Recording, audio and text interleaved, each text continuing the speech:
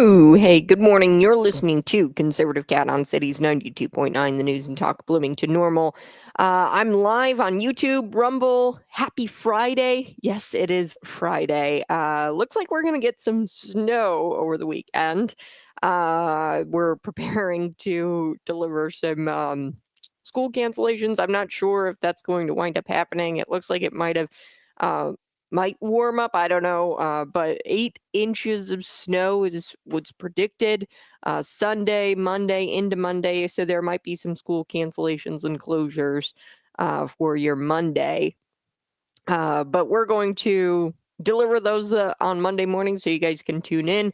Did you get some snow last night? Get a little bit of snow? Now all the snow is coming in January. It would have been nice to have this like a couple of weeks ago for Christmas, right? But happy January 3rd. Are you getting into the groove of things? Are you back in reality? Let me know, 309-451-9299. Did you go back to work this week? There's so much I got to cover this morning. I do want to start with something a little bit more local. Is Mboka still running for mayor? This is a question Diane Benjamin had actually asked blnnews.com. You guys can check it out. But she did some research on their campaign coffers, their war chest, and I'm kind of shocked. I don't think that Mboka is going to be running. I don't know. Because when you look at the numbers, by all appearances, it seems like he might be dropping out.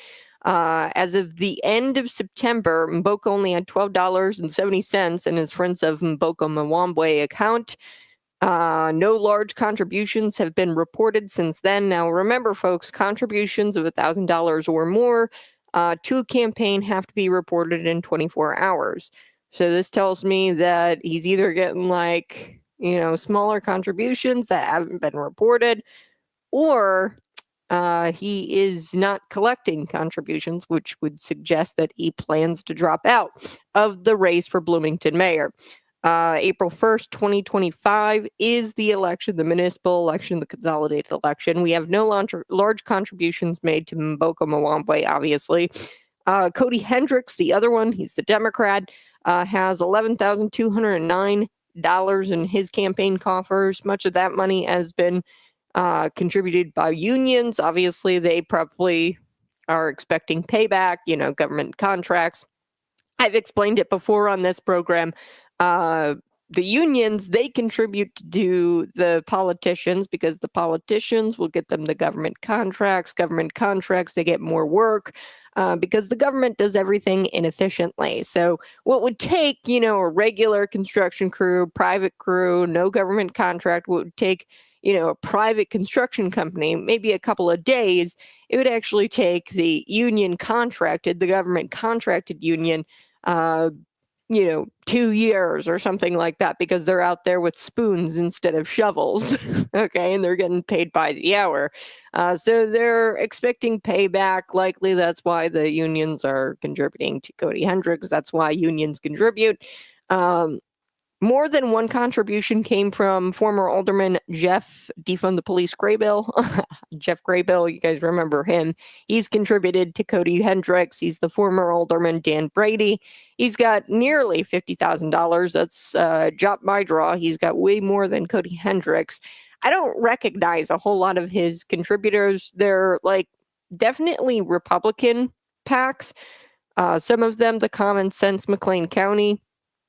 They're a contributor to Republicans. They gave Desi Anderson $20,000 right before the November 2024 election as she was running against Sharon Chung in the 91st State House District. So, some of that money might be left over from previous campaigns. I don't know.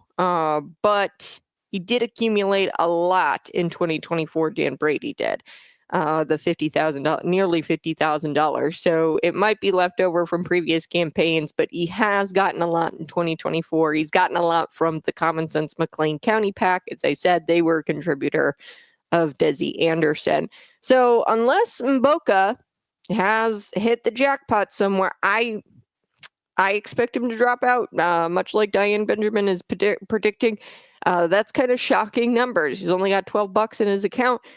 unless he has a lot of small contributors, so like $200, $500, something like that. As long as it's under 1,000, he doesn't have to report it within 24 hours. So he hasn't had a lot of large contributors, but I fully expect him to drop out. I'm not too sure, but we'll see.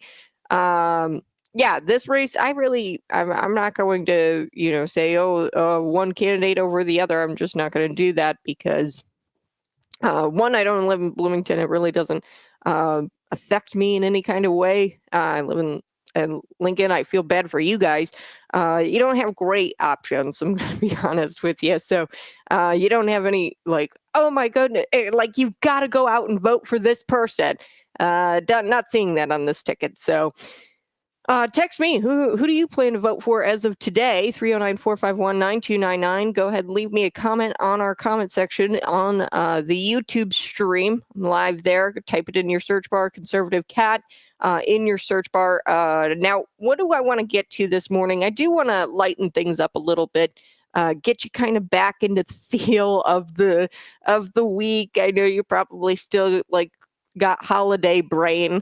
But there's this comedian, and I didn't get to this yesterday. I was really focused on the Cybertruck explosion and the terrorist attack in New Orleans. We're going to get to some developments there, don't worry. But I do want to talk about this comedian just going complete scorched earth on New Year's Day. And she talks about this comedian, why people voted, why on earth Joe Biden, why on earth did people not vote for Kamala Harris. So she goes scorched earth on Biden, Kamala Harris, Pfizer.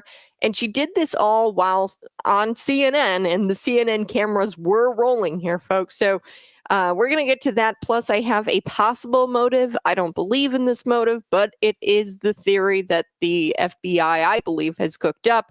And it's a theory that kind of makes sense. So this is what the mainstream media is going to be running with.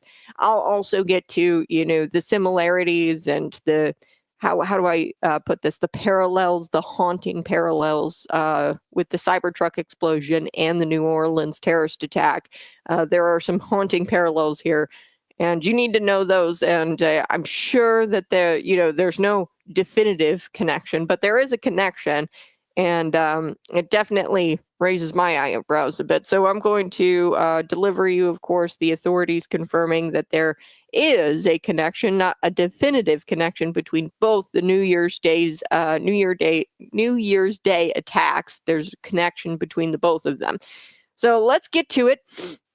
Like I said, you're probably getting back into the swing of things. Today is January 3rd. It's a Friday. You probably still have holiday brain. The Friday after the holidays, I just am so not productive. And I can't blame you for not being productive. So here is a story to get you back into the swing of things. Maybe you've gotten up this morning and you're starting to go to the gym, and you're getting to the gym early, and you're not giving up on your New Year's resolutions yet. So good for you. Here is Whitney Cummings. She's slapping around CNN, going scorched earth on CNN. You got to take a listen to this. I like this clip. Here we go. I love going around the country because you see that Americans really are more reasonable than they would be portrayed. They're pretty great, and I'm playing bigger and bigger venues now. I thought being a mom would mean that less people would want to come see me. I'm not playing, like 3,000 seat theaters, awesome. Which is about the viewership of CNN these days. Well, not this show, though. Nice. All eyes are on this show. Wow, you're all firing. Andy and I had a tour. We did like 3,000 people. Yes. Okay, so there's that one. But this one is the good one, where she is surprised that CNN didn't cut off her mic after taking some swings. She took a swing at, of course, CNN, their viewership and things like that. But take a listen to this one. This one I really like because she was actually shocked after saying a couple of things here that CNN did not cut off her mic or pan away the camera. Take a listen. Here we go. 2024 election fried our brains. The Democrats couldn't hold a primary because they were too busy holding a body upright. Oh. Are we still rolling? Am I off? Go for it. It was amazing that the pro-choice party didn't give their voters one when it came to the presidential candidate. Kamala was forced on us so hard you'd think she was patented by Pfizer or Moderna, whichever one's Oh God, Andy just gave me a very scary look. No. Oh God, Andy. She was talking about Anderson Pooper, Anderson Pooper. I call him Anderson Pooper, but yeah, he shot her a look. Obviously, Whitney Cummings. Now she was surprised that CNN obviously did not cut off her mic while she was taking swings at the Democrats, at the Pfizer vaccine, the COVID vax, the COVID jab, I like to call it. And unlike Anderson Cooper and Andy Cohen, the CNN journalismers there, I'm fairly certain that Whitney Cummings, this comedian, she was sober because the next day on her Twitter account, she goes, did I tell any lies? Did I tell any lies, though, in my comedic bit there where she goes after, they say, the pro-choice party didn't give us a choice. They were too busy holding up a body, and then they pushed Kamala Harris on us like she was patented by Pfizer or Moderna. That was good. Now I haven't scanned, X yet, but I'm pretty sure people are going to be accusing Whitney Cummings here, the comedian who did a comedic roast. She was purposefully doing a roast. She was there to do a roast because they're popular now, I guess. And she is probably going to be accused now of spreading misinformation with the Pfizer joke, I'm sure. The blue-headed liberals are haired liberals. Their hair's on fire right now because she said she made a joke about Pfizer. You're spreading misinformation. You're going to kill my grandma. It's open season right now for Biden and Kamala because the media doesn't have to drag them through across the finish line. There is no election. So are the media, are they just going to lay into Joe Biden and Kamala Harris here in the last, 17 days or so until Trump gets in? I don't know. But they don't have to hold their hand anymore. They don't have to drag them across the finish line. There is no election. So one question I always have every year when I see CNN, Anderson Cooper is always out there and he's always makes a fool of himself because he gets out there and he's drunk on TV. I ask myself this every year. Why the hell is CNN doing a New Year's Eve special? Like, who is the audience for that? Like, who actually sits down New Year's Eve and says, yeah, let's turn on Anderson Cooper and watch him get drunk on TV? These New Year's Eve specials, I think the only reason why people might turn it on in the background is so that way they know when the ball drops. But no one actually watches these New Year's Eve specials, okay? And, why would you choose CNN? There's other programs out there that feature live music or, and not Anderson Cooper getting drunk on TV. So, yeah, I don't know who the hell is choosing CNN on their New Year's Eve, but maybe I'll get the answer next year when I'm reminded that CNN actually does this New Year's Eve special when the internet is roasting them for hosting a New Year's Eve special on their program. But more and more people are not watching these journalisming networks, as I'd like to call them. They're not journalists, they're journalismers. I'm not going to give them the respect of calling them their actual title, journalist. No, but less and less people are watching these networks. And let alone they're not watching it the day of New Year's Eve. They're not watching it the other 364 days, and they're not watching it on New Year's Eve. So yeah, I thought that was hilarious. Whitney Cummings roasting the Democrats, going scorched earth on Joe Biden and his Cena. So Joe Biden's hurt, I guess. I don't know. I looked at the picture. I see the small little cut on his lip, and it looks like he's bruised on his chin. I don't know if he took a tumble. But Joe Biden, he finally returned from vacation, and he had unexplained injuries, and the White House is not explaining those injuries. And he made some really wild remarks, especially regarding the attacks in America, the 2 terror attacks. Well, I guess the one has not been deemed a terrorist attack. And we're going to get to the motive behind the Cybertruck, at least the motive that the FBI is telling us. Take that with a grain of salt, right? But we're going to be right back. You're listening to Conservative Cat on Cities 92.9, the news and talk Bloomington Normal.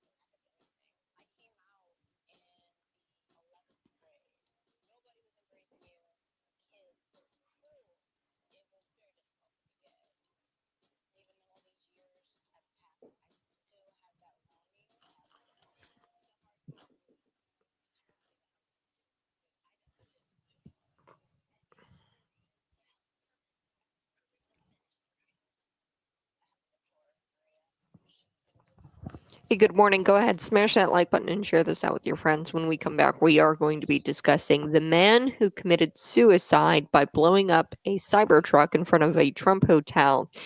There's lots of questions here, folks. I'm just going to give you the FBI approved theory, I guess is what I'm going to call it.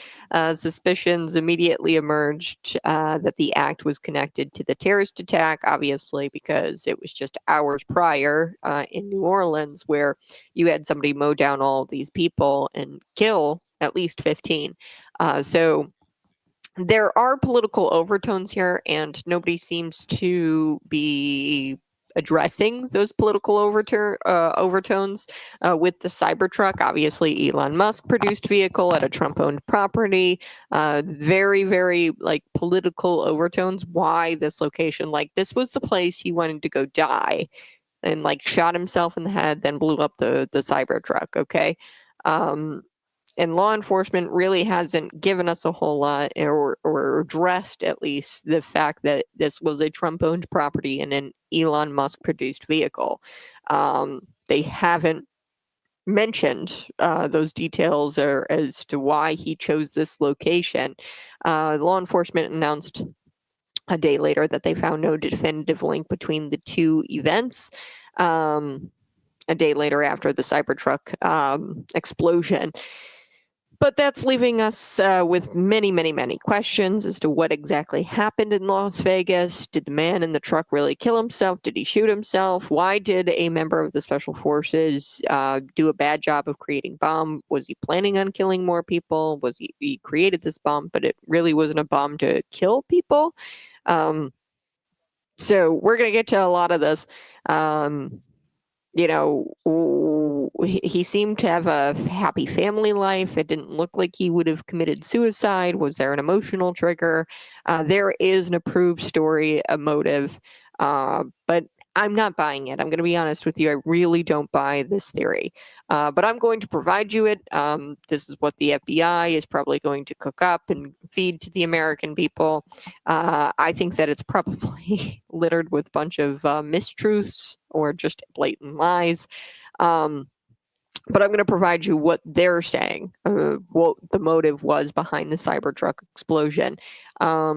Doesn't answer why he chose the Trump hotel, doesn't answer why he chose the Cybertruck, maybe a little bit why he chose the Cybertruck, but I'm going to provide you those details here now. Smash the like button and share this out with your friends.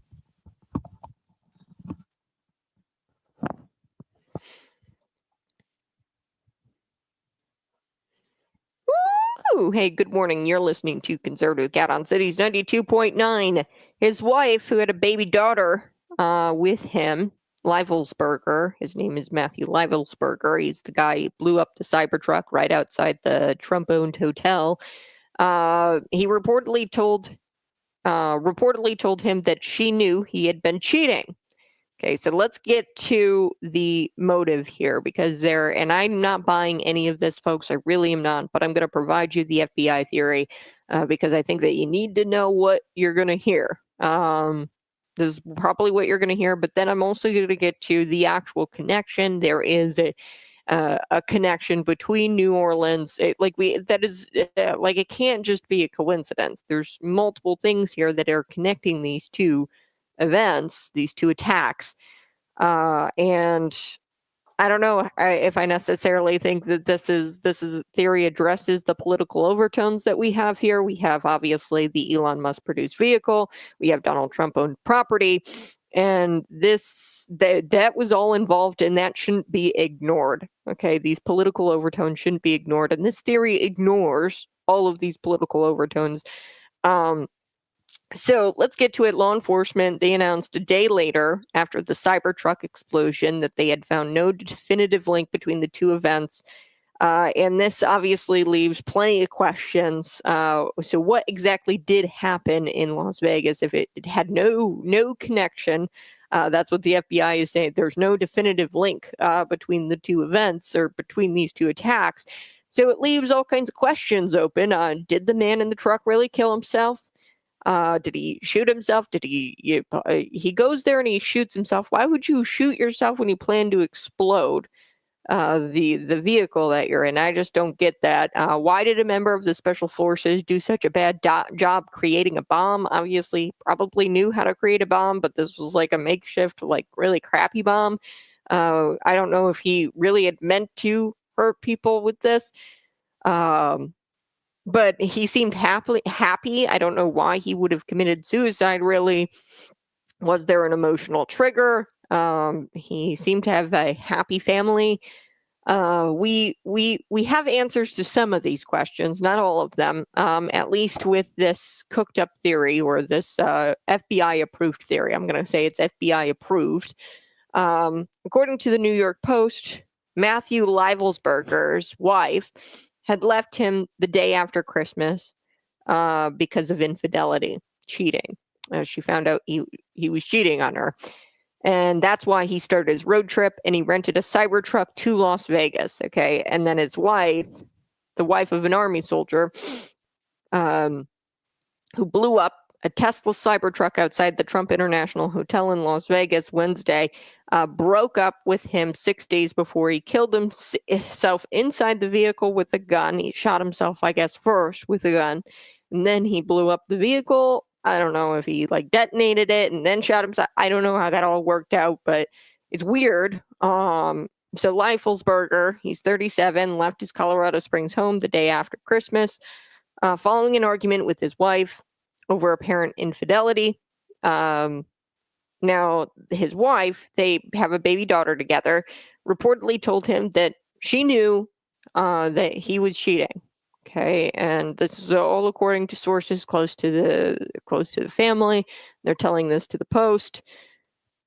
That puts a bit of a different spin, obviously, on his family life. The motive for killing himself, infidelity, going to, I guess, a casino, a Trump hotel, but I don't know if there is a casino. I think there is Las Vegas. I just know there's, I mean, maybe. But there's so many like political overtones here that aren't addressed. It was an Elon Musk produced vehicle. It was a Donald Trump owned property. Why this place? This is the place where you're going to go die. Obviously, he made the decision to kill himself, and it was suicide. I don't know why this place. Why outside the front of a Donald Trump owned property?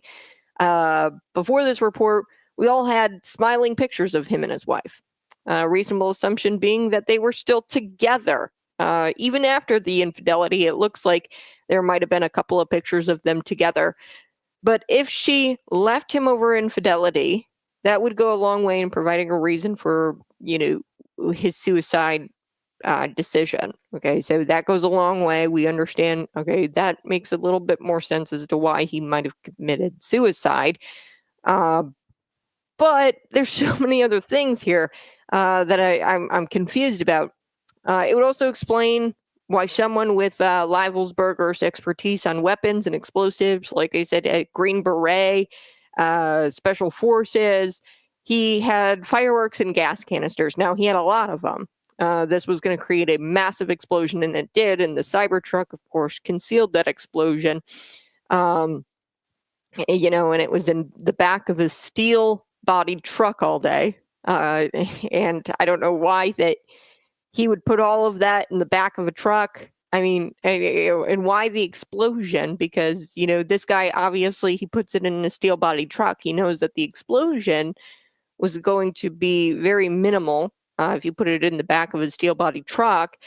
So why the explosion? For the attention, I guess? He wanted to draw attention to his suicide? I don't know. If you can make the counter assumption that he wasn't trying to kill other people, and that he actually goes out and he gets a Cybertruck, and he rents a Cybertruck knowing that it would contain the blast, and he just wanted the fireworks show or the attention drawn to his suicide. But he did wind up hurting other people. There were like 7 others hurt in this explosion. Nobody died, but except him, he was suicide. Authorities are looking into the idea that he chose a Cybertruck specifically because it would limit any collateral damage, any injuries to anybody else. Further, Leibelsberger's uncle claims that despite his wife is very anti-Trump. has social media posts very, very anti-Trump. Despite his wife's anti-Trump feelings, Leibelsberger himself was very supportive of the incoming president. That's according to Leibelsberger's uncle. The soldier had been deployed to Afghanistan from 2017 to 2018 and was known for his patriotism. His uncle, Dean Leibelsberger, an Air Force veteran himself, told the Independent that he was very patriotic American. He loved Trump, and he was very, very patriotic soldier. Okay. My suspicions, like, this is just wild, this story. I just don't know how you could pitch this to people and get them to believe it because of all the, all of the other facts here. He bought the car, or he got the car from the same app that the New Orleans attacker got his car from. They both served at Fort Bragg together. They both were in Afghanistan. So this U.S. Army soldier, multiple combat tours, currently deployed in Germany, already a probable point of mental stress. Okay, so he's a veteran, has a lot of mental stress. Maybe the VA denied him for some things, and his wife breaking up with him because of the infidelity just pushed him over the edge. And then he decides to commit suicide, a suicide that will grab a lot of attention for some reason. And then he creates this bomb that's really not much of a bomb, and he chooses to detonate it in an area where no one else will be killed or seriously injured. I don't know. You could make an argument that people were injured and that this place was full of people, Las Vegas, New Year's Eve. I mean, I don't know. Did he try to contain the blast and not hurt people? Why the fireworks? He really just wanted to grab people's attention and draw their attention to his suicide. I don't know about that. If you're really struggling like that, most soldiers, most veterans that I know, they're very reserved. If you talk to them about their combat, if you talk to them about their deployments, they're very, very quiet about it. And, I know that this is a general statement, but men typically don't kill themselves in a way that is going to just draw so much attention, without, wanting some sort of political. I think that there are political overtones to this, and nobody's addressing that. This was a Trump-owned property. This was an Elon Musk-produced car. I don't think that that's a coincidence. I don't know. This story seems to add up slightly, a little bit. Could there be more to the story? Possibly, yes. I think so. I think that this is an FBI cooked-up theory that makes a little bit of sense and could definitely pass. That's what the main thing is here. We have a story that can pass, and that's what the FBI is concerned about. This guy, he has infidelity, and he cheats on his wife. He kills himself in this truck. But why the truck? Why the hotel? Like, this was the place he was going to go die. And I guess it was just for the attention. Now, I'm going to get to the similarities between the New Orleans attacker and this Cybertruck explosion guy. I'm going to get to their similarities because both attackers, they served on the same military base. I don't know how many coincidences is it going to take for us to really grill the FBI about this and get more answers. The apparent anti-Trump, now people say he's anti-Trump. I don't know. I haven't seen any social media posts that suggest he's anti-Trump. He did wear a Ukrainian shirt, a Slava Ukraini shirt. He was the Cybertruck bomber, special forces operative, and he was wearing like a Ukraini shirt. Now, this was the same military base as well as the guy who attacked Donald, or attempted to assassinate Donald Trump. The second guy, not Thomas Crooks. We know nothing about Thomas Crooks, but Ryan Routh. He visited that military base that they were both on over 100 times. Not to mention, he was wearing, he was caught wearing these Ukrainian shirts as well. Ryan Routh, he had this Ukrainian symbol, much like the Cybertruck bomber. So there's so much here, and I'm just going to give you as much information as I possibly can. And I mean, I don't really have an opinion about all of this. I know that the FBI has got to be lying, right? I don't trust the FBI at all. And this theory is just too like passable, where they're like, oh yeah, like this totally passes. But there are a couple of, questions that need to be answered. The political overtones, why the truck, why the Trump hotel, why there? So there's so many questions. I'll be right back. You're listening to Conservative Cat on Cities 92.9, the news and talk Bloomington Normal.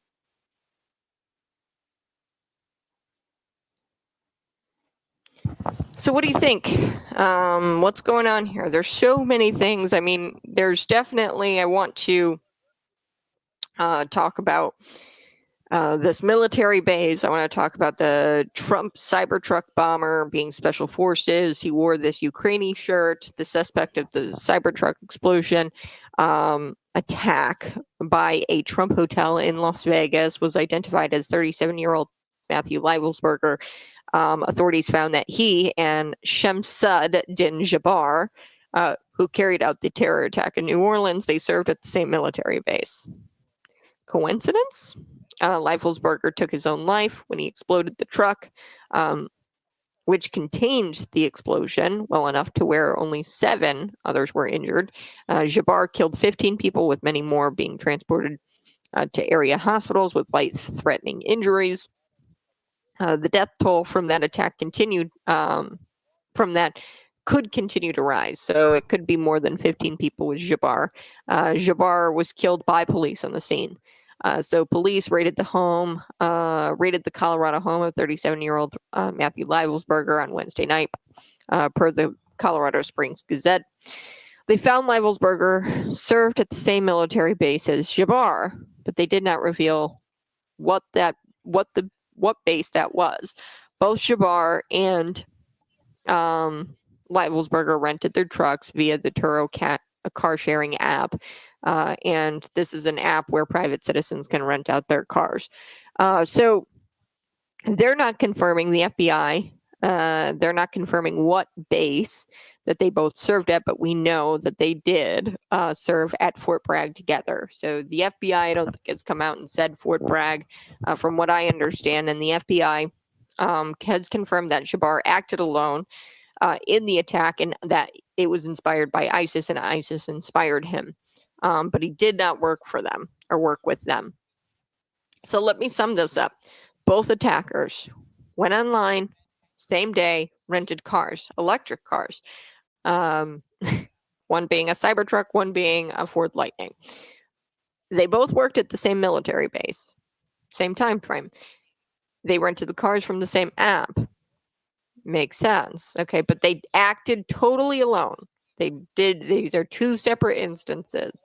The suspects in these attacks on Bourbon Street in New Orleans and the Trump Tower in Las Vegas both served at Fort Bragg at the same military base. Ryan Routh, he visited this. Like I said, he's the second attempt to assassinate Donald Trump. He visited that same military base over 100 times before attempting to take Donald Trump's life. Now, put your tinfoil hats down, folks, because look, they acted alone. Okay, this is 2 separate instances. They didn't know each other, and they didn't work with each other to commit these crimes, and these attacks, and carry out these attacks. Because this was an attack. 7 people were injured in the Cybertruck explosion, so we can't dismiss that. Now, I don't know, like, you think he'd be smart enough to build this bomb to hurt people, this Cybertruck guy? Obviously, he was smart enough to, contain the blast with the Cybertruck. At least the authorities are investigating that now. They're saying, oh, perhaps it was a intentional, where he chose the Cybertruck because he wanted to limit the impact of the blast, and he didn't want collateral damage. Don't know. This is just a wild story, and the facts the facts aren't adding up. There's so many different things, and so many things have come out And bottom line is that I don't trust the FBI. I'm sure you don't trust the FBI. And some of these stories, just this one story about the infidelity, I'm just not buying it. Maybe, but why the Trump Hotel? Why the Cybertruck? It all seems very deliberate. And, I don't know about you, but I know some military guys, none who have committed suicide, but people who have been severely impacted by combat deployments. A lot of them are very reserved. The last thing that I think that they would want is to draw attention to their death. That's just me. I don't think that, a man who is struggling like this, if he was, seeing what he saw in Afghanistan and he wants to commit suicide, I think the last thing that he would want is to draw attention to himself. Yeah. And, he's got a daughter, baby daughter or baby girl, and he's got this wife that obviously he loved. And, I don't know if he actually did commit the infidelity. According to sources close to the family, he committed the infidelity, or close to the matter. He committed this infidelity, but I have a hard time believing this because everything up to, Christmas Day and 6 days before, I mean, it all looked fine and peachy to me. Like their marriage, everything looked good on the photos. It seemed like they really loved each other. And, maybe he was cheating on her, but he obviously loved her because if that's the story, he killed himself because he felt that bad about it. Why would you draw attention to yourself? Because you're going to ruin your daughter's life and your wife's life. Okay, and I'd imagine that a man like him, patriotic American, very nice man, and it sounds like by appearances, right? Why would he do that? He's not thinking about that. I'm not buying it.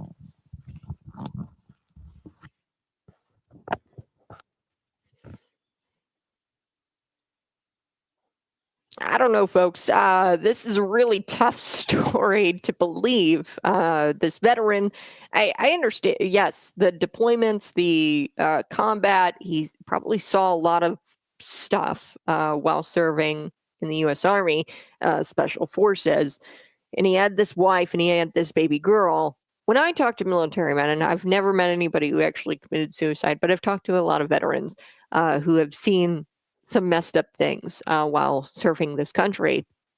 And they're all very reserved. You have to kind of pry teeth when talking to men and women of the U.S. Army or Marines, whatever. You have to kind of pry teeth to get them to talk about what they've seen. And the way he committed this, like obviously the explosion, the theory that the FBI is approving here, the explosion wasn't intended to kill a lot of people. It was, he's a special forces guy. He ought to know how to create a bomb to kill a lot of people. Then they're investigating now the possibility that he got the Cybertruck to contain the blast. But I have a hard time believing that he wanted to commit suicide, because then you'd have to, if he wanted to contain the blast, then it was just for attention, because either way, he had gas canisters in there and fireworks. He wanted the attention drawn to his suicide. And I have a hard time believing that, considering his background, if this is true and he actually committed suicide and there was infidelity. Clearly, if he had committed suicide, that shows that he deeply was guilty or felt guilty about the infidelity with his wife. And that's the possible motive here for him taking his life, is the infidelity. But why draw the attention? Because you care about your wife. Clearly, you feel so guilty about it, you're going to kill yourself ultimately. And that's the emotional trigger that led you to kill yourself. You care so much about your wife. Why would you draw so much attention to your suicide? Because this is what he's probably thinking in his head. I don't want to draw attention to my suicide. I'm going to go out as quietly as I can because I want my wife and my baby girl to not have to deal with the aftermath. Okay. Clearly, now the wife, the baby girl, they're going to be dealing with this for the rest of their lives. This is, suicide is already traumatic enough, but now they have to answer questions to the police and everything like that. So I have a hard time believing that he committed suicide in such a dramatic way, like an explosion right outside a Trump hotel with an Elon Musk produced vehicle. And not to mention that this theory of suicide, it really doesn't address the political overtones here of the truck and of the hotel and the location. And there's nobody's addressing, the fact that they were both at the same military base in Fort Bragg. And nobody's talking about Ryan Routh, how he visited that same military base, attempted to assassinate Donald Trump after visiting that base over 100 times. I don't know. It's all really strange. And I'm not buying it. The FBI approved theory. But we're going to talk about Matthew Leibelsberger, Jabbar. Jabbar acted alone in the attack. The FBI has confirmed that. They said that he acted alone and that ISIS inspired him, and that he didn't work for them. He was just ISIS inspired. So we're going to talk about the similarities here, and then a little bit later, I want to talk about Joe Biden returning from vacation because he had a cut lip and a bruised chin. And the White House is not explaining those injuries when he returned from vacation just a day or so ago. So I'll be right back with all of that news ahead. You're listening to Conservative Cat on Cities 92.9.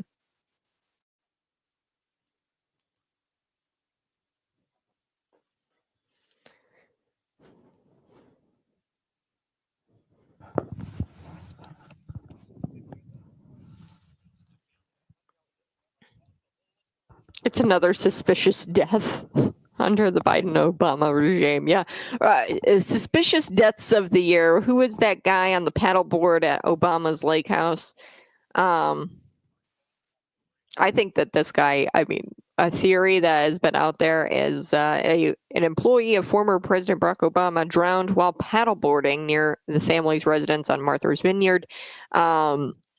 Yeah, so the personal chef to Obama, his chef died over the weekend as he was seen struggling in the water while paddleboarding. Very suspicious death, and not to mention this guy, knew how to swim. The personal chef, there were videos of him swimming in this Olympic pool, and he knew how to swim, but yet we're expected to believe that he couldn't swim back to shore and he drowned out there while paddleboarding.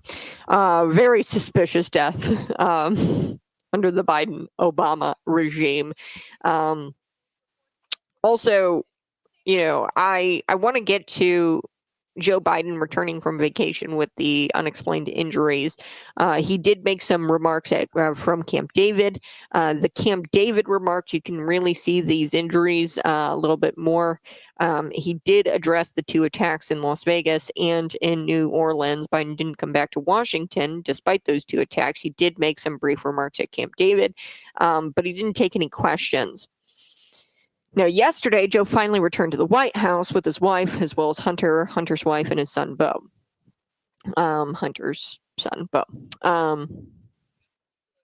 Newsmax, James Rosen, he had questions about Joe Biden's remarks in Camp David, or more exactly, why he was slurring even more than usual, and he had apparent injuries on his face, including a cut on his lip and an apparent bruise on his chin. So that's Joe Biden. I'm going to share that video with you, the slurring of the speech, his remarks at Camp David regarding the two instances, the two attacks. My question is, did he fall? Did something else happen? Come on, White House, explain the injuries. Okay, did he have dental work? Okay, what went on? And I don't know why the White House would refuse to explain the injuries. That's kind of their job, to ensure, or to assure the American public that he's okay. Rosen said the White House canceled a press briefing that they had scheduled for yesterday, Thursday, when he got back from vacation. So Joe Biden or an intern, I don't know who, they posted that they had a meeting with the Homeland Security team and Kamala Harris where they discussed the terrorist attack in New Orleans and the car explosion in Las Vegas. He said that they were trying to get to the bottom of things, okay, in this meeting. He did make some remarks after that meeting about the attacks. And at this point, this is, meeting that they had back in Washington. So he's back at the White House yesterday, after a very long vacation. Okay. So, now after that meeting, he delivered more remarks at Camp David on Wednesday. He had some of those marks. Now the marks on his face, the injuries on his face, did look less visible on Thursday. So maybe they did some makeup or something. But he did have a lot of slurring, kind of more than usual.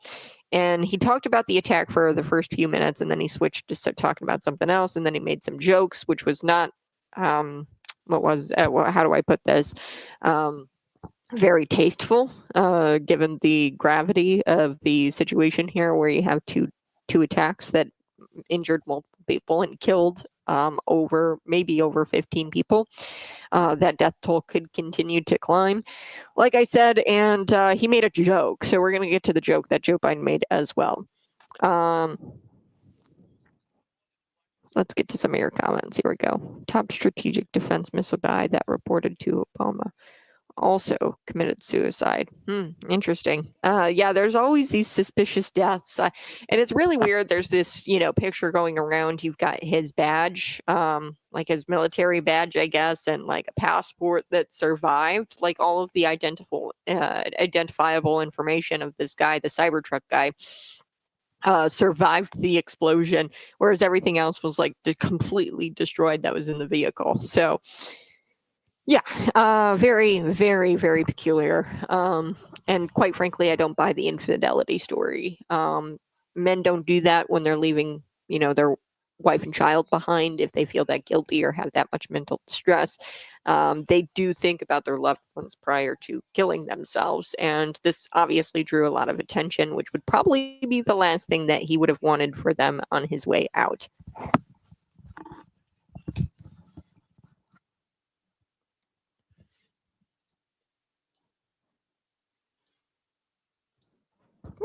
Woo! Hey, good morning. You're listening to Conservative Cat on Cities 92.9, the news and talk blooming to normal. Yes, we've gone through so much this morning. Is Mboka still running for mayor, Bloomington mayor? We don't know. We don't know. That's a question that Diane Benjamin is asking on her site, blnnews.com. She walks you through in this article about their funding. Mboka Mwambwe appears to have next to zero dollars in his Friends of Mboka Mwambwe account. I don't know if he's running. There's no large contributions that have been made. Contributions of $1,000 or more have to be reported within 24 hours. So maybe he's getting like $10 and $10 contributions from people. Cody Hendricks, he has about $11,000 in his campaign coffers. A lot of that money came from unions who obviously are probably expecting payback. That's just why unions contribute. So that way they get the government contracts. And then Dan Brady having almost $50,000. Now, some of that could be from other races that he's had, but he's had a significant amount of people contribute to his race for mayor. April 1st, 2025 is when that election is going to be held. Common Sense McLean County is a large contributor of Dan Brady. They were also huge contributors of Desi Anderson before the November 2024 election. They gave $20,000 to Desi. So that's big news. We also talked a little bit about this guy, the Cybertruck explosion, and Matthew Leibelsberger. And, I provided you the FBI approved story where he committed suicide because of, cheating on his wife. And he drove all the way out to Las Vegas in front of a Donald Trump owned property with an Elon Musk produced vehicle. And he shot himself and then exploded the car. But the explosives were definitely not meant to kill a lot of people. I mean, it was meant to create a scene, I guess. And maybe he bought the Cybertruck to conceal the blast.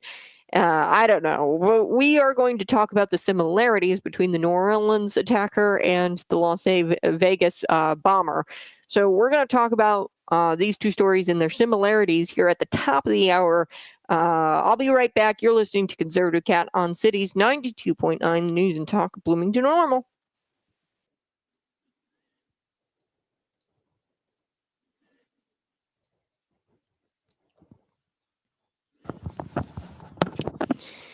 Good morning. Smash that like button, share this out with your friends. We're going to tell of that. Plus, I do want to also get to leftists in New York City. They were shouting, globalize the Antifada. So they held a rally just hours after this terror attack in New Orleans where 15 plus people could possibly, that death toll could climb. We're going to talk about these leftists. They're disgusting. I mean, globalize the Antifada is a phrase used by pro-Palestinian activists that call for aggressive resistance against Israel and those who support Israel. Okay, that's what globalize the Antifada means. The most prominent expression of the Intifada have been through violence. The most prominent expressions of Intifada have been through violence. So this phrase is often understood by those saying it and hearing it as encouraging violence against Israelis. Okay, globalized Intifada is just straight up anti-Semitism and calling for the violence against Israelis and the Jewish community. And institutions that support Israel. They want to see those institutions destroyed as well. That's what globalized Intifada means. And they were shouting this just hours after 15 plus people died at the hands of somebody who subscribed to that same ideology, obviously ISIS.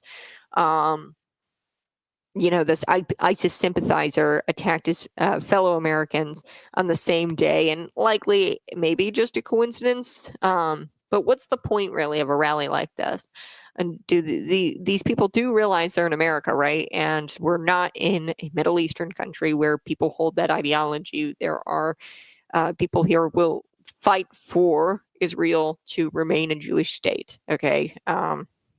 Like, be for real. What are you actually going to do screaming in the streets, screaming, globalize Antifada. Yeah, like, that's what they were chanting. These Palestinian sympathizers were in New York City calling for Antifada revolution just hours after one Islamic terror attacks in the United States. There is no connection to ISIS as of right now with the Cybertruck explosion, although they both served at the same military base, both deployed to Afghanistan. I've concluded at this point that the people who scream things out like globalized Antifada, from the river to the sea, Palestine will be free, that's an anti-Semitic phrase there. At this point, I've decided that, this is just a TikTok trend, nothing more. And these people have no idea what they're actually talking about. And what they're actually advocating for, which is the destruction of Israel and those who support her, which would be America. Okay, you're in America, you're calling for the destruction of America, which makes no sense. Nonetheless, that doesn't excuse radicalism. And you deserve to be mocked. You deserve to be shamed like the naive buffoons that you are. You're a naive buffoon if you're out there screaming globalize Antifada. So, and like I said, this all happened in New York City just hours after this guy who supports a terrorist organization, ISIS. He has the same ideology as globalized Antifada. That's the same ideology that Jabbar held. He had an ISIS flag planted in the back of his truck here. So I don't know. I don't know. This year is interesting. I mean, we've had a really interesting start to this year. You would think that you'd have some decency after a terrorist attack that killed 15 people, maybe more. You would think that these people who are out there protesting, these pro-Palestinians, that they would actually wait a few hours, 12 hours at least, before they start supporting the same terrorist organization that essentially killed over a dozen Americans. But these are not decent people. They're not going to, wait. They're going to try to spread this ideology, and in fact, it might have even emboldened them to go out and protest. So there's so much I want to get to, but we're going to be right back. Go ahead, smash that like button, share this out with your friends. Seems everyone has forgotten CAIR and Obama installing them in our government. I don't know what that is. I'll have to look that up. I'm actually not familiar with CAIR. Hang on. CAIR Obama. I'll look it up and... Oh, Council on American Islamic Relations. Yeah. Barack Obama's a flippin' terrorist, I'm telling you. So I'm telling you, he is a nut. When it comes to these Palestinian sympathizers, these ISIS sympathizers, I'm convinced. And like Joe Biden does the same thing. What was it? Billions of dollars over to Iran, and essentially that was enough money for Hamas, and they, funneled that money to Hamas, and Hamas was able to carry out the October 7th attack, right? So, I mean, it's just they're funding both sides of the war, and they don't want this war to end in Israel and in the Middle East. They want it to just go on forever. They love the forever war because they keep making money off of it.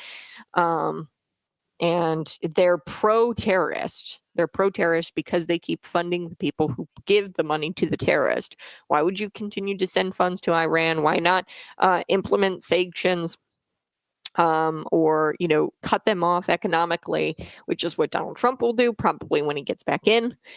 Cut them off economically and not have this whole... There should be no American Islamic Relations Council. Okay, we are not friends of the Islamic countries. They're not our friends. They commit terrorist attacks on our soil. 9/11, this one, and many others. Many others.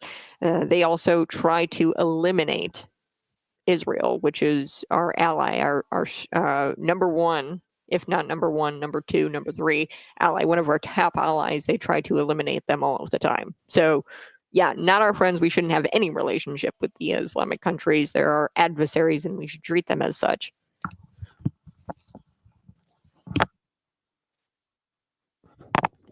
Hey, good morning. It's Friday. I so do appreciate you tuning in each and every single morning. We have so much ground to cover, so I'm going to jump right in.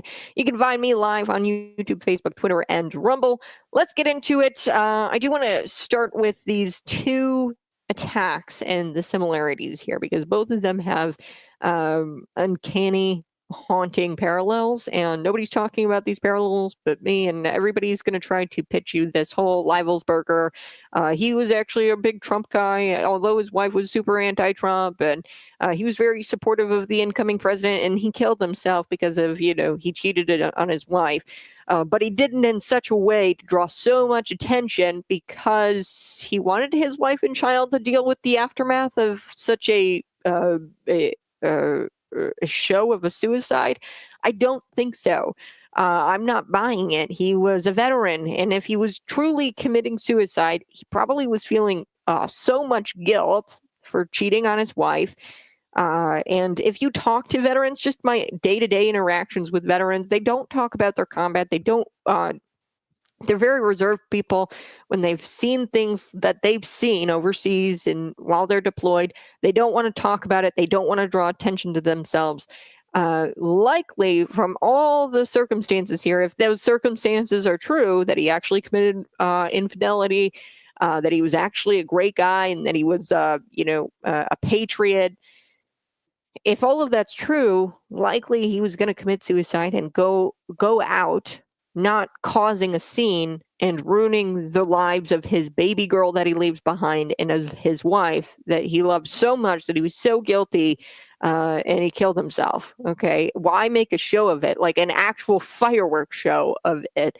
Doesn't add up really to me. And why, outside of a Donald Trump owned property with an Elon Musk produced vehicle? There's political overtones here, and everybody's just skirting around those political overtones, and they're feeding you this theory And I'm just not buying it. But there are some similarities that you need to know about when it comes to the New Orleans attacker and the Cybertruck explosion. So this year has gotten off to a bad start, really bad start. These two lunatics, they decided to attack their fellow Americans in the most pathetic ways. Now, don't forget, 7 people were injured in that Cybertruck explosion. Okay, so that's not something we should dismiss here. And while there are more and more questions than there are answers, the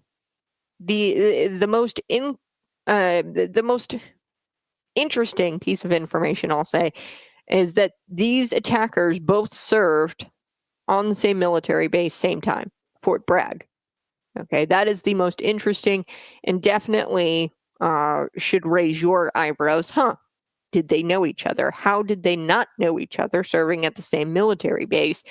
Now, the apparent anti-Trump Cybertruck bomber. Now, people are saying he's not anti-Trump. I haven't seen any social media posts that suggest that he was anti-Trump or that he was pro-Trump. Okay, I haven't seen anything, but I have seen him wearing a Slava Ukrainian shirt. Okay. Now, he was a special forces operative. The suspect according to the post-millennial, the Cybertruck explosion attack, the suspect there by the Donald Trump Hotel in Las Vegas has been identified as the 37-year-old Matthew Leibelsberger. Authorities found that he and Shamsuddin Jabbar, the guy who carried out the terror attack in New Orleans, served at the same military base. Wow. Leibelsberger took his own life when he exploded the truck. He shot himself, I guess, which contained the explosion. The truck did, and it's contained it well enough to where 7 people were injured and there were no deaths. Jabbar, on the other hand, killed over 15 people, and that death count could continue to climb. There are people who were transported to area hospitals with life-threatening injuries, so we'll have to see if that death toll climbs, which is just so tragic. These people are so pathetic, honestly. You injured people, you go out that way, and you leave your daughter and your wife to deal with the aftermath after you committed infidelity, and I don't believe it. If you were as patriotic as people say, I don't believe that that's what he did. Commit suicide in that way. Perhaps it's not even him. I think that, the body was burned beyond recognition, and then out of everything in that truck, what survived was his passport and his identifiable information. Sure. Jabbar was killed by police on the scene. Police raided the Colorado home of 37-year-old Matthew Leibelsberger on Wednesday night. Per the Colorado Springs Gazette, they found Leibelsberger served at the same military base as Jabbar. Now, authorities, they aren't coming out and saying that they served at Fort Bragg. They say that they served at the same military base, but a lot of these authorities are not revealing that. But that is truth, that they did serve at Fort Bragg together, North Carolina. They also, Jabbar and Leibelsberger, rented trucks via the Turo cash sharing app, where private citizens can rent out their vehicles.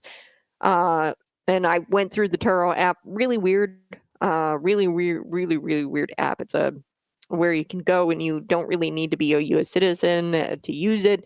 You have to be 18 years old and have a valid driver's license, and they'll even drop the car off to you with contactless delivery, so you don't have to be face-to-face to rent the car.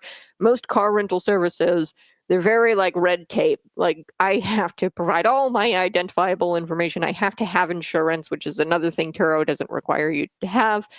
They'll provide insurance. As a company, really weird company, and interesting that they chose Turo to do this. But the FBI has confirmed that Jabbar acted alone in this attack, and that he did it in the name of ISIS, and ISIS inspired him, but he did not work with them. Take a listen to this. Here we go. Hosni is live on Capitol Hill with the very latest. Hi there, Aisha. Hi, Julie. We're just getting some new information from this FBI phone call that was ongoing with House and Senate members of the Homeland Security Committees, as well as the Louisiana delegation. And I can tell you that something that they've learned, this is according to sources that were on this call, they just told Fox News, that something that they just learned was that apparently the FBI is claiming that they had no intelligence on Jabbar before this attack. They had zero intelligence on him. It appears to be so that they were not tracking him. Also, the FBI told these members that he was quote unquote inspired by ISIS, but they do not have evidence to lead them to believe that he was directed by ISIS. They're still looking into that, but so far they told members today that he was inspired by this terrorist organization, not necessarily exactly directed by this terrorist organization. Again, these two big headlines coming out of this phone call as members are trying to wrap their heads around how this could have happened. They were briefed by the assistant director of the FBI's counterterrorism division, David Scott, and they've got a lot of questions, other questions specifically about what went wrong in New Orleans with security preparations, those bollards we've been talking about for the last 24 hours. They weren't functioning at the time. That allowed the suspect to drive onto Bourbon Street. But again, more widely speaking, is there a risk for more attacks? Are there other people involved? And I believe we're going to find out from the FBI here at a moment that they believe that perhaps there were not other people involved, or at least so far that's what they think. This is what Senator John Kennedy told me last night when I tried to ask him that very question. What does he think is going on here? Listen here. I can't answer that. I can't answer that, but I shouldn't. I'm gonna say it again, Aisha. We're giving the FBI and Homeland Security a reasonable amount of time to do their job. And by God, they're going to do their job, and they're going to catch these people. And we're going to know a whole lot more in the next 48 hours. Again, we're going to find out a little bit more in this upcoming FBI briefing, Julie. But again, I can tell you two things coming out of this phone call with members is that the FBI is claiming they had no intelligence on Jabbar before the attack, and that they believe that Jabbar was inspired by ISIS, not necessarily actively directed by the terrorist organization. More to come as soon as I find out. Julie. Aisha. All right. So to sum things up, we have both attackers acted on the same day. They went online, they got these cars, they worked at the same military base, and they rented out cars from this app. Okay, so we have this information here, and we're just expected to believe that they all acted alone and that these are two completely separate events. Makes a whole lot of sense. Same military base, renting out the same cars from the same app. The suspects in the attacks on Bourbon Street in New Orleans and the Trump Tower in Las Vegas both served at Fort Bragg, the same military base. By the way, Ryan Routh visited over 100 times before attempting to take Donald Trump's life. But put your tinfoil hat down. Do it. Put your tinfoil hat down. You better put it down, because guess what, folks? These attackers acted alone. So you better be quiet. You got it? Yeah, there's definitely way more questions than answers. And one thing is for certain, that this is going to be a wild, wild year. So we're going to be right back. You're listening to Conservative Cat on Cities 92.9, the news and talk of Bloomington Normal.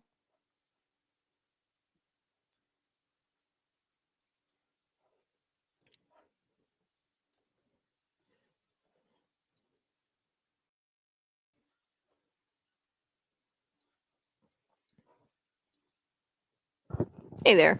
Go ahead and smash that like button. Share this out with your friends. I don't know why. That's kind of like cut out on me a little bit. So hopefully we're good to go. Technical difficulties. But we're going to be right back talking more news. Now, I did see this story come out. Idaho, there was an explosive device found on a train. It's an IED. And this is kind of wild. It's in Idaho. Police halted train activity for hours after footprints in the snow led officers to an explosive device on a train car on New Year's Day. So this was actually going on New Year's Day. The Piatt Police Department said it received a report regarding a suspicious subject who had been attempting to light something on fire near a parked railroad car. This is craziness. Officers arriving to the scene. Before 6 p.m., they found fresh footprints leading to a train car that had a suspected undetonated improvised explosive device, also known as an IED. So this actually happened in Idaho. Officers apprehended, his name is Brent Shahari, 40. 40 years old, also middle-aged, okay? So I don't know, if it comes out that this guy also served at Fort Bragg, I'm going to be shocked. Law enforcement from additional agencies arrived at the scene to help handle the explosive. They apprehended this guy after a short foot pursuit. Let's see. The Napa bomb squad utilized their specialized robot to remove the IED from the train car and later detonated the device to render it safe. Police said that they had notified the Union Pacific Railroad, which puts all the trains scheduled to travel through the site on standby for 5 hours. So they put Union Pacific on standby, put all the trains on standby. So there were a lot of trains that were stalled due to this. The FBI got involved based on the state of the nation and recent acts of terrorism in other parts of the country. New Orleans attack on Wednesday. Something is up. Something is up. This is weird. According to Shahari, he was trying to make a loud explosion or a loud boom. He said that he didn't have any intentions of damaging property or harming anyone.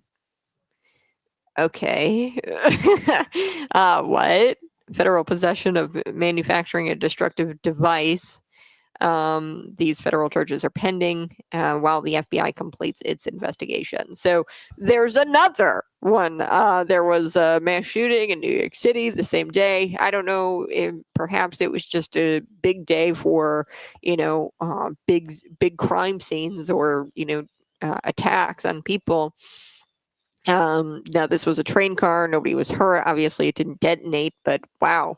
Kind of shocking.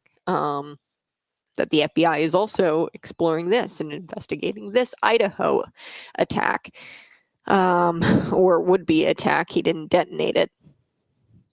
Yeah, Cybertrucks and the Ford Lightnings also self-navigate.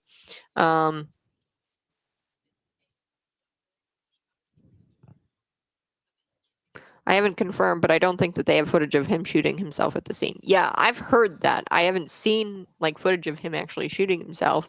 But Cybertrucks and Ford Lightning self-navigate, which is probably maybe a factor as to why they both got electric trucks, newer electric trucks. It's really weird, isn't it? They've got electric trucks and they both have the self-navigate on, so I don't know if they were both planning to kill themselves. He crashed and then he jumped out and then had exchange with the police. At least in New Orleans, they exchanged fire, and then ultimately the police killed him. But yeah, I know Elon Musk's team is going to be trying to get and obtain the dash cam footage, because I guess in all Cybertrucks there's a way to get the footage of the driver. Because it has the self-navigate, there is a camera in there. So I'd imagine Elon Musk's team is going to try to obtain that. They had come out and said that they want to. I don't know if the FBI will allow them to get their hands on that. But we'll see.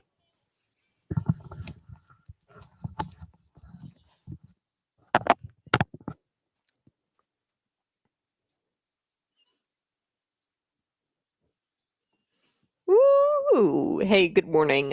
So do appreciate you tuning in. This has been an explosive show. We have so much news. I did deliver some news on the stream about this Idaho explosive device that was found on a train car. This train was halted. Police halted train activity for hours after footprints in the snow led officers to an explosive device. This was an improvised explosive device. This guy, his name is Brent Shahari. He's also 40. All three of these men are in their 40s. I swear, if something comes out and we find out that Brent also served at Fort Bragg, I'm going to lose my mind. But the officers apprehended this guy after a short foot pursuit. I guess he was there and he was attempting to light something on fire. They had received a report, the Piatt Police Department in Idaho, that there was a suspicious person and he was trying to light something on fire near a parked railroad car. And they got there and it was like a pipe bomb style device. And he said, I guess the suspect here said that he wasn't trying to hurt anybody and he was just trying to make a loud boom and he didn't want to damage property. So the FBI got involved and they said, based on the state of the nation, we're going to get involved, and the recent acts of terrorism, including the New Orleans attack, we're going to get involved here and we're going to investigate this. So he is facing federal charges of possession and manufacturing of a destructive device. And the FBI is supposed to be investigating this guy in Idaho for an IED as well. And this was on New Year's Day, by the way. New Year's Day, just hours after the New Orleans attack, I think. Yeah, just hours after, the same day. So, yeah, this was, it's all very, very weird. And maybe it's just because the Biden administration has been super focused on going after the political opponents, going after you and me for going to school board meetings, and they're investigating, white supremacy or extremism, just because you don't want your kid to wear a mask at the school. They're out there and they're saying, oh, let's investigate the Catholics for their Latin masses, and they're not paying attention to the true threats to America, which are these guys who are creating these IEDs and doing explosions outside of hotels. Like, come on, like, these are the guys you should be investigating. They said that Jabbar wasn't on their radar, that there was no intelligence that they had on him, and that he acted alone, and that he acted in the name of ISIS, but doesn't actually work with ISIS. Put your tinfoil hats down. Do it, because they acted alone. These are two separate cases, although both of them served at the same military base in Fort Bragg. The Trump Tower in Las Vegas, the bomber there, and then the Bourbon Street attack in New Orleans, where he killed over 15 people. So let's talk about Joe Biden, shall we? I do want to get to this. Even with the two attacks in Las Vegas and New Orleans, Biden didn't come back to Washington on Wednesday, although he did make some brief remarks at Camp David. He didn't take any questions on Wednesday when these two attacks happened. He was at Camp David and he made some remarks, brief remarks, didn't take questions. On Thursday, Joe finally arrived back yesterday to the White House with his wife, Hunter's wife, and his son, Beau. Newsmax James Rosen, he has some questions about Joe Biden and his remarks that he made at Camp David the Wednesday after the attacks, okay? So James Rosen, he has some questions about Joe Biden's appearance and him slurring his words. He slurred his words, but even more unusual are the apparent injuries on his face. Joe Biden has a little cut on his lip and a little bruise on his chin while speaking and delivering remarks at Camp David shortly after the terrorist attacks. Here we go. Take a listen. Here we go. In a brief speech from Camp David, in which he addressed the New Year's Day terror attacks in New Orleans and Las Vegas, President Biden sported mysterious marks on his face and frequently slurred his words. Newsmax Chief White House Correspondent James Rosen is live in our Washington newsroom. Good morning, James. Mark and Emma, good morning to you. President Biden's 4.5 minutes of remarks, after which he took no questions, were delivered from a hangar on the grounds of Camp David and included one noteworthy disclosure about how the perpetrator in the New Orleans attack prepared for it. The FBI also reported to me that mere hours before the attack, he posted videos on social media indicating that he was inspired by ISIS, expressing a desire to kill. The ISIS flag was found in his vehicle, which he rented to conduct this attack.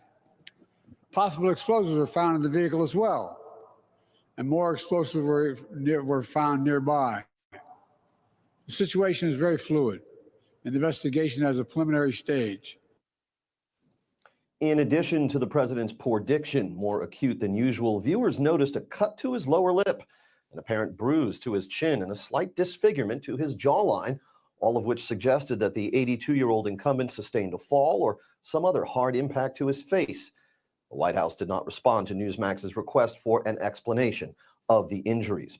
President Biden also noted that the FBI is investigating the explosion that occurred outside the Trump Hotel in Las Vegas yesterday, when a Tesla Cybertruck packed with explosives detonated, causing numerous injuries and taking the life of the driver, a veteran like the New Orleans attacker of the U.S. Army. Law enforcement and the intelligence community are investigating this as well, including whether there's any possible connection with the attack in New Orleans. Thus far, there's nothing to report on that score at this time. As investigators continue probing the New Orleans attack, the FBI itself is drawing heightened scrutiny. In particular, this early flat assessment from the Bureau's assistant special agent in charge in New Orleans, an assertion that not only proved untrue, but which appeared to be contradicted by the facts provided in the same breath by the agent herself. This is not a terrorist event. What it is right now is their improvised explosive devices that was found, and we are working on confirming if it's a viable device or not. President Biden returns to the White House from Camp David later this morning. The White House press briefing that was scheduled for today at 1:30 p.m. Eastern Time, according to the advance schedule provided by the White House last week, vanished from the schedule for today that was disseminated by the White House shortly before midnight last night. Mark and Emma. All right, so there's some updates for you. That was Joe Biden. He obviously had this little cut on his lip, and like his jaw was kind of disfigured, and there was a bruise on his chin. Did he fall? Did something happen? According to Rosen, the White House is refusing to explain the injuries, which isn't shocking. They canceled the press briefing that they were supposed to have yesterday.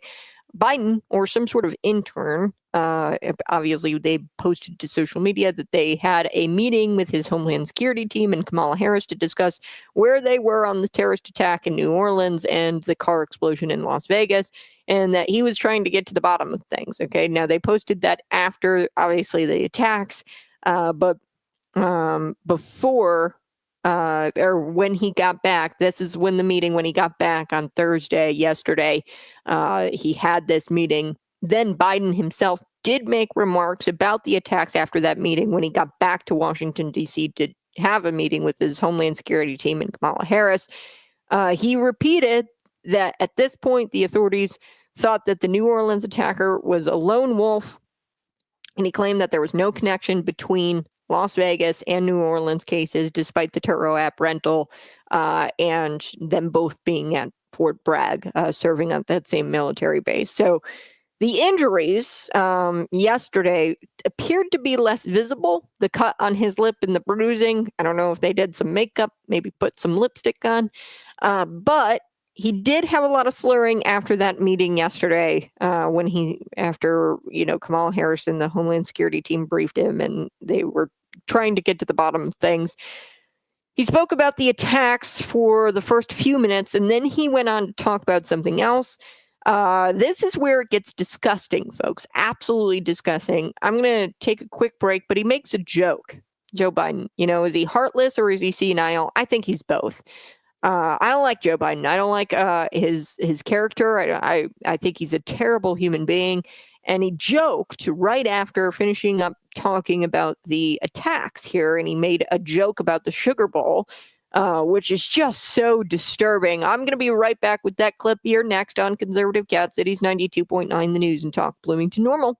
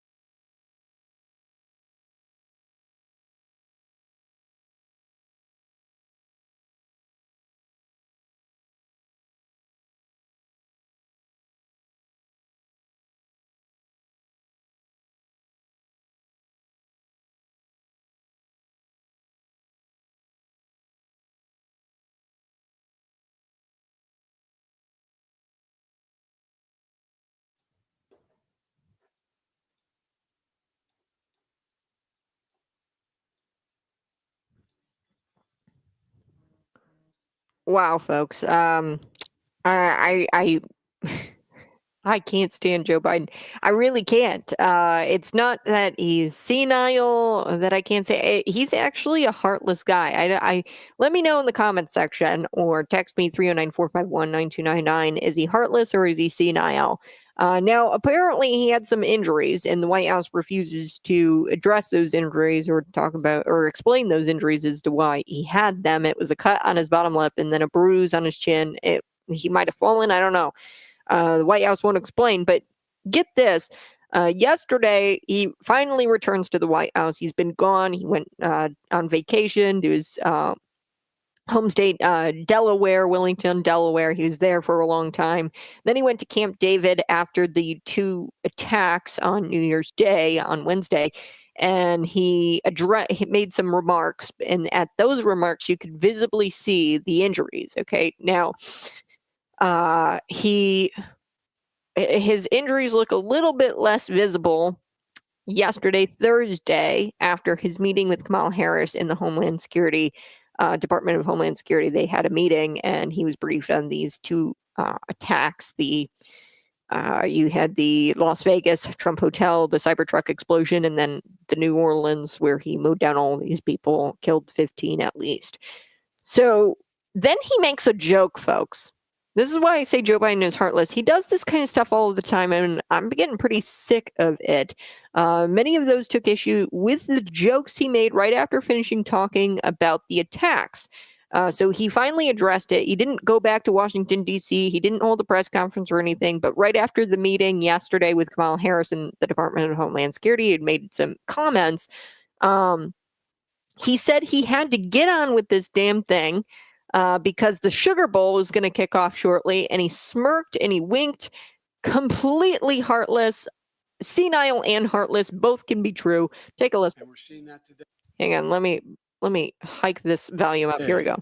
The Sugar Bowl is back on. Kickoff is going to take off very shortly. If I don't get this damn thing done, we're going to be in real trouble. And we're seeing that today. The Sugar Bowl is back on.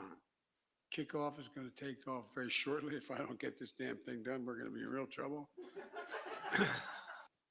Making a joke, okay? And I understand people are out there, he was finished talking about the attacks and he was talking about the Sugar Bowl. Look, folks, it's all the same. The Sugar Bowl was canceled because of the attacks on Wednesday, okay? And then it was rescheduled for Thursday. It's all the same thing. He is a completely heartless jackwagon. It's just incredible. Maybe you shouldn't. Maybe not. Maybe that's not the way to communicate you're serious about these attacks. 15 people died, possibly more. Okay, they're all at the hospital, life-threatening injuries. That death toll could climb up. And you're out there making jokes and smirking and winking behind the podium. You haven't really addressed anybody in an official press release about these attacks. Oh, boy. And we're all asking for answers. And shouldn't you be out there finding the answers instead of checking your watch, wanting to get out or get out of there, right? He's checking his watch. Just like the 13 American service members who died the funeral, he was checking his watch. It's like, it's about damn time I get out of here to watch the football game. Wow. I want to shift gears. I want to talk about this. Americans, they obviously fell victim to these attacks, 7 injured in the Cybertruck explosion. I feel like that's being underreported. This was an attack because 7 people were injured. Radical losers decided the best thing to do was hold a rally and chant their desires to globalize the Intifada. So I'm going to play this quick clip. It's them out in New York City, pro-Palestinian protesters or whatever. And they were chanting, folks, globalize Intifada. This was hours after a guy with an ISIS flag rammed through and killed 15, possibly more people on New Year's Day in New Orleans. Take a listen. Here we go.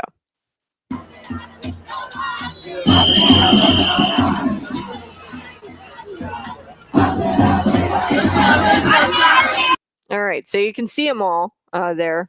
Globalize Antifada is what they're chanting there. And you're probably wondering, well, what does that mean, Kat? What is that? I don't know if these people are painfully ignorant and they don't understand what they're chanting, or they do know what they're chanting.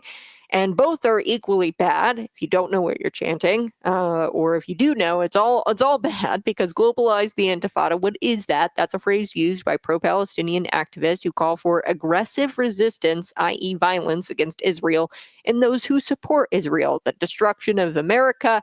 The most prominent expressions of Antifada, look up Antifada, they are always committing acts of violence. Always, always, always. So when you say globalize the Antifada, what you're really calling for is violence against the Israelis, against Jewish people, and you're calling for violence against the institutions like America who support Israel. The intent of the person saying the phrase, I don't know, it might be different. Maybe you're not intending to say that, but you are saying that. It is all the same to the Jewish community. You might not want to, if you're saying globalize the Intifada, you might not want to harm the Jewish community, but it winds up harming the Jewish community because Antifada, they commit acts of violence, and you're calling for Antifada to globalize. So, look, it might be a coincidence that these people went out and rallied literally hours after an ISIS sympathizer killed his fellow Americans. Literally hours afterwards, they held this rally. I don't even know what the point of this rally is. Do these people realize they're in America? Like, you're calling for the destruction of America when you say globalize the Intifada. That's what you're doing. They're calling for Intifada revolution just hours after an Islamic terror attack on the United States. Like, what? And I've tried to wrap my head around this, and really what I think it is just a TikTok trend. To wear the Palestinian flag, to go out there and protest. And I think that it's just something for kids to do to feel special. But they have no idea what they're advocating for. And I'm not going to let them get away with it just because you don't know what you're advocating for. Ignorance is never an excuse for radicalism, and they deserve to be shamed like the naive buffoons that they are. You're a naive buffoon if you're out there screaming, globalize the Intifada. You're a buffoon. And that being said, you could have had the decency, folks, to just wait 12 hours after this attack. This was an attack that was supporting a terrorist organization, the same terrorist organization you're supporting by screaming, globalize the Intifada. This is the same ideology that killed over a dozen Americans. These are not decent people. None of them are decent people if you're screaming, globalize the Intifada. We're going to take a quick break. Is Mboka Mwambwe, is he running for mayor? The question is out there because people are saying, hey, is he even running? Because it looks like his campaign coffers only have like $12.70 in them. Meanwhile, you've got Cody Hendricks. He's got $11,000. Dan Brady, nearly $50,000. And I know the $50,000 one, it might be from prior races for Dan Brady. But still, he's got tons of money. And Mboka, I don't know if he's going to be running for Bloomington mayor. Perhaps he drops out of the race. I'm not for certain, but it's kind of odd that he doesn't have any contributions in his campaign coffers, contributions of over $1,000, $1,000 or more. They have to be reported within 24 hours. So unless he's got a bunch of like smaller contributions that he hasn't reported yet, I'm thinking he's not going to run, or he's not collecting contributions. So it's weird. Cody Hendrick, Dan Brady, Mboka, they're all running for the Bloomington mayor race. That's going to be on April 1st, 2025, the municipal election. I'll be right back. You're listening to Conservative Cat on Cities 92.9. We're going to come back and we're going to wrap up the show next.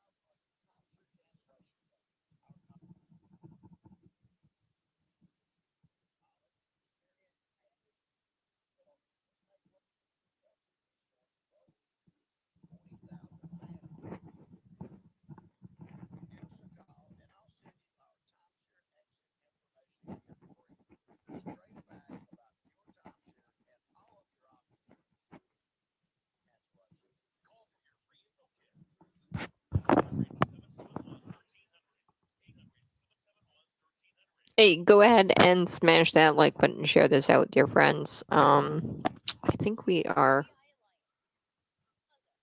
back, hopefully. I think I'm experiencing some slow connections here.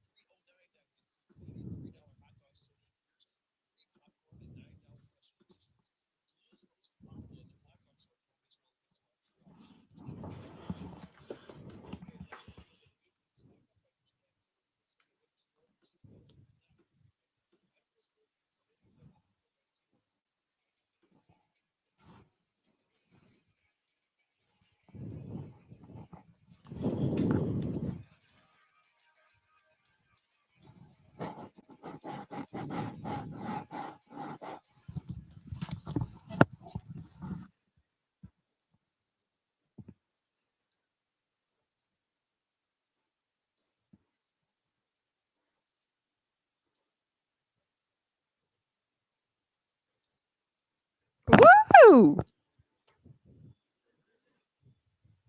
Hey, good morning.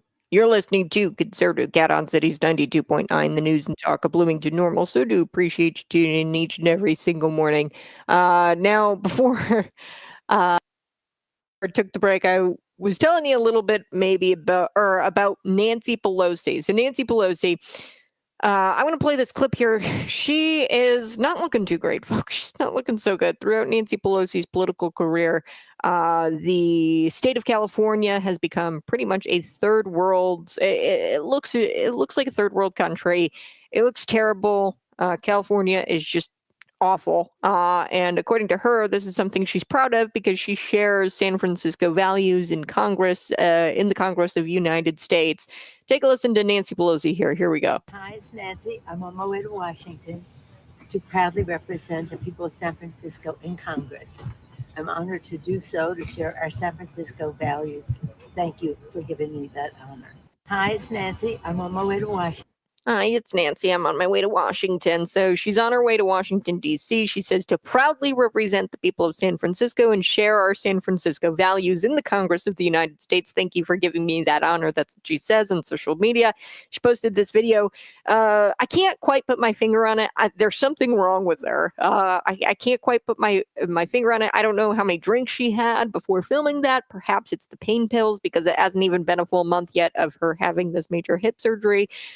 So the fact that she's barely moving her head in this video, she's like got her head like real stiff. That may or may not have something to do with the hip surgery. According to NBC, former House Speaker Nancy Pelosi underwent a successful hip replacement surgery in Germany after sustaining an injury during a congressional trip to Luxembourg. According to a spokesperson, that's what happened, where she had this major hip surgery. Look, the surgeons, it's still out. We don't know if the surgeons performed a facelift on her while replacing her hip. That's neither here nor there. Something's not right with this photo or with this video. I'm telling you, she looks like she might be in pain. Maybe she did get a facelift while she was in surgery.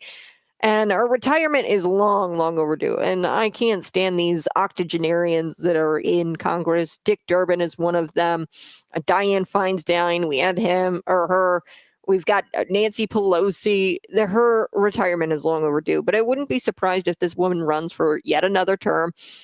She couldn't care less about her constituents, obviously, because she can barely stand on her 2 feet. She can't even move her head around in this video, clearly. But it doesn't matter because she shares the same values as the San Franciscoans. Look, under her tenure, the city has suffered what I call a zombie apocalypse. You quite literally have people high on fentanyl walking around. This is only possible under progressive politics, where you can take one of the richest cities in the world and then they'll give you the Walking Dead zombie apocalypse, people high on fentanyl who can barely stand, and they're defecating all over themselves and in the streets, just complete squalor. And had she done something beneficial for her district, I wouldn't be making fun of her. But it's so easy to make fun of her because of how terrible she is to the people in her district. And the people in her district don't share her same values because, newsflash, Nancy, everybody in your district is calling you Crazy Nancy, and they don't call you that for nothing, okay? She's 84 years old. I hope she keeps her balance in Washington, D.C. I'd hate to see her go through another, I do mean that, another hip surgery. But she went through and they obviously posted this because they want people to know that Nancy's okay. But she doesn't look okay. Why would you post this video? Somebody actually said, yeah, Nancy, you look great here in this video. You look terrible. She can't even move her head, folks. And the fact that she hasn't resigned or taken a step down just proves to me that she could care less because she can't even walk. She can't stand upright. She can't do anything. As a representative, and I'm totally for term limits. She needs to retire. It's long overdue. All right, you guys have a blessed rest of your day. That's going to do it for the show. We're going to be back at it Monday morning, bright and early, 6 a.m. Now, folks, there is expected snowfall. I'm going to be providing you with your school closures, cancellations, things that happen. We're expected to receive like, what is it? It's like 8 inches of snow, which is absolutely wild and exciting. I mean, we haven't had a nice big snowfall like this in quite some time. So if you don't have to drive anywhere, it's great. But if you have to drive somewhere, I'm going to provide you road conditions. We're going to give you school closures and cancellations on that Monday morning. But Sunday is when it's all supposed to happen. We're getting like this Arctic cold front that's coming in. We've had some warmer temperatures yesterday. It was like nearly 40. It was kind of nice. But today, a high of 24, and it's going to get colder and colder, low of 10 degrees tonight. Ugh, cold. And then it's in like the 20s, and then the lows are going to get really, really low. On Tuesday, we're going to see single-digit temperatures, 7 degrees, 4 degrees on Wednesday. So you guys are going to want to keep it here. Cities 92.9 for all of your weather-related needs. We're going to have school closures, cancellations if they're going to be canceling school on that Monday. Maybe the kids, if they haven't gone back to school yet, maybe the kids are going to stay home yet another week, another day. They're going to have a nice long weekend and a nice long Christmas vacation. I don't know if the kids went back to school yet. I got to look that up, but yeah, we're going to be back Monday morning. So be blessed, stay safe. Bye-bye. I love you.